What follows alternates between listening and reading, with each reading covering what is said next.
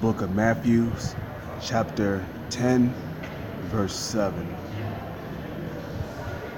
And as ye go, preach, saying, the kingdom of heaven is at hand. Okay? Heal the sick. And preach, saying, the kingdom of heaven is at hand.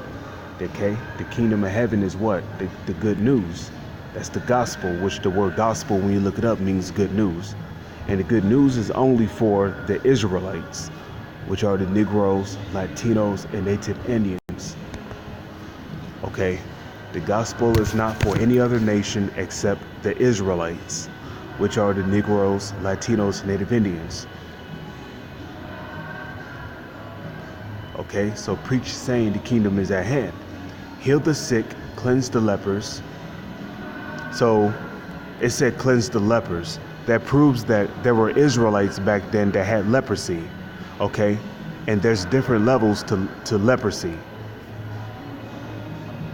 Okay, you got the unclean leprosy where there's certain spots in your skin that don't have melanin. Basically, you can see the white meat of the part of your skin. That's leprosy. And then you have clean leprosy, and then you have the clean leprosy where your whole entire body has no melanin. If you don't know what melanin is what makes your skin brown. It's a blessing to have melanin in your skin. Okay? So without melanin, you're bound to get skin diseases. Skin diseases from being out in the sun too long, from being outside too long. Skin diseases in general. This is what happens when you have leprosy. Rather clean leprosy or unclean leprosy.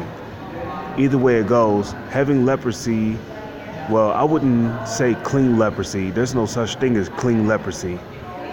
Okay, if you're lepers all over your body, you're still unclean regardless, man. And it's a curse to have leprosy. So, if having leprosy was a blessing, then why did Yahushua say cleanse the lepers? Because obviously having leprosy is a curse. It's an unclean thing and it's not a blessing. Okay? And there's no such thing as a white person either, okay? And there's no such thing as a black person. Okay? We are different shades of brown. So you can better understand.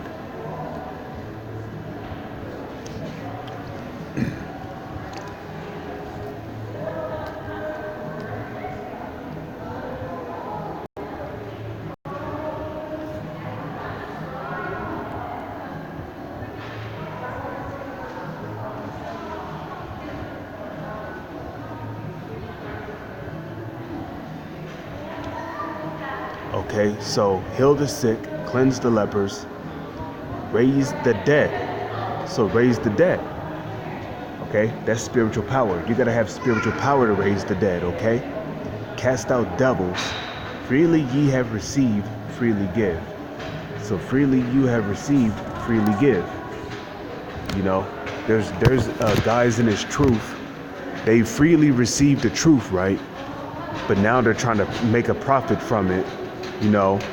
By selling T-shirts or Hebrew Israelite starter kits over the internet, okay? Charging people to come into their congregation so they can be taught the truth. But Yahushua never said to do that. Okay, Yahushua never said, charge those who don't have the truth that they may learn. He said, freely ye have received, freely give. Okay? Buy the truth and sell it not. So if you call yourself being in this truth and you're monetizing your videos just to make a profit, then you're going off. If you're selling Hebrew Israelite starter kits, you're going off. Okay, if you're trying to sell Hebrew Israelite T-shirts, you're going off, man. If you, there's even guys in this truth who will even charge certain people just so they can learn certain breakdowns of the scriptures. Oh, if you want to learn the book of 2nd Esdras, the 12th chapter, that's going to be $10, brother. That's going off, man. That's going off. Yahushua says, freely ye have received, ye freely give. You know, a lot of people claim to believe in Yahweh Shai, but they don't really believe in him, because if you truly believed in Yahweh Shai, you would do as he said to do. And he said not to sell this truth, man. Buy the truth and sell it not. Okay? Provide neither gold nor silver nor brass in your purses. Yeah, you know, because you got some guys who come up to the camp and, you know, shalom, brother. You got like a dollar or two I could borrow. You know, we're not supposed to. I mean, yeah, you know, there's some cases where brothers might bring some money because, you know, it might be cold as hell outside, and brothers might want to buy hand warmers for other brothers. Okay, that's a different story. But if you buying money so you can help out somebody who come up to the camp asking for money, then you going off, man. So the gold and silver is a metaphor for what you use in exchange to buy items or commodity with, which the modern day item that we use to buy commodities with, it will be the dollar. Okay, we use the dollar to make exchanges to buy certain things.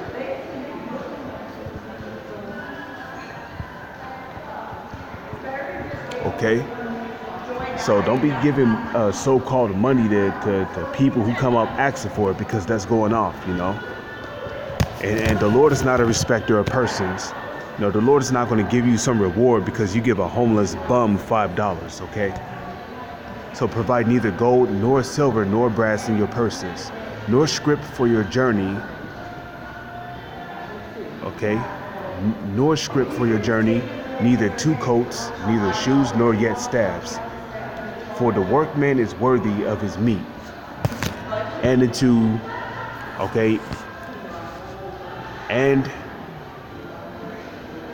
whatever city or town ye shall enter, inquire who in it is worthy, and there abide till ye go thence. Okay? And there abide till ye go thence. Yeah, you know, there'll be some cases where you might go out to the highways and hedges to teach, right? And then after a while, you know, you might get tired of teaching in that particular area. So you start to switch up locations. This is called navigation. You know, you start switching up your locations and you start finding new areas to teach, you know, because teaching in the same areas will not always guarantee that you'll wake up somebody, you know. Well, there's no guarantee that you'll always wake up somebody when you go out and teach. But there's always that chance that you might wake up a member of the elect or even a bad fish when you go out there and teach. So either way it goes, there's still some profit to going out there and teaching.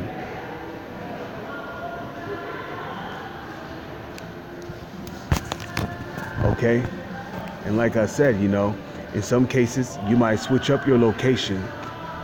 You know, you might go out and teach somewhere else. Okay? And when you come into a house, salute it. You know, now when it says a house, you know, it's not literally talking about an actual house, you know. Like you have to step inside of a brother's house just to, you know, say shalom to him, and give them the Hebrew Israelite handshake. That's not what it's talking about, man.